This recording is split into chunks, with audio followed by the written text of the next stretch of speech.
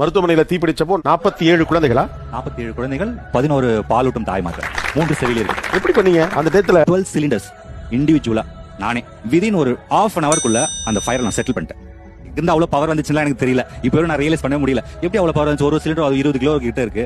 இந்த ஃப்ளோர்ல சிலிண்டர் காலி ஆயிடுச்சு. கீழே ஃபர்ஸ்ட் ஃப்ளோர் போயிட்டு 2 ஷோல்டர்ல 2 சிலிண்டர் தூக்கிட்டு ஓடி வர மேல உள்ள டைரக்டா எங்க ஃபயர் எரியுதோ அங்க போய் நான் மணிக்கணும் அப்படின்னு சொல்லிட்டு உள்ள போயிட்டேன். கண்ணு ஒரு லைட்டா தான் தெரியுது, ஆனா ஃபயர் எரியிற இடம் எனக்கு தெரியுது. அது ஒரு 10 அடி மேல இருக்கு, ஏசில எரிஞ்சிட்டு இருக்கு. அந்த சிலிண்டர் தூக்கி என் ஷோல்டர்ல வச்சுட்டு ஏன்னா ரீச் பண்ண முடியல அது கிட்ட. அப்ப அடிச்சுட்டே இருக்கேன், அந்த ஃபாக் மொத்தம் என் முகத்துல அடிச்சுட்டே இருக்கு. நாம எப்படி நீ காலின்னு தெரிஞ்சிருச்சு. சரி நீ முடிஞ்சு போச்சு நம்ம சொல்லி, அதனால விழுகிறோம், மயக்க வருது, விழுகிறோம். கொஞ்சம் வெளியில போய் விழுந்தோம்னா இங்க மெதிக்காம நான் தப்பிச்சிக்கலாம் நினைச்சிட்டு வெளியே காரிடர்ல வந்து விழுந்துட்டேன். இது வரைக்கும் எனக்கு ஞாபகம் இருக்கு. அதுக்கப்புறம் ஒரு 5 நாள் ஐசியூல இருந்தேன். 3 days ஆக்சிஜன் சப்போர்ட்டா தான் இருந்தேன். இது எல்லாமே வந்து எனக்கு அன்கான்சியஸ்ல இருக்கேன். அப்போ வந்து டாக்டர் சொல்றாங்க, ஒரே ஒரு குழந்தை கூட இறக்கல பிரதர், நீங்க வந்து பெரிய வேலை செஞ்சிட்டீங்க அப்படின்னு சொன்னாங்க.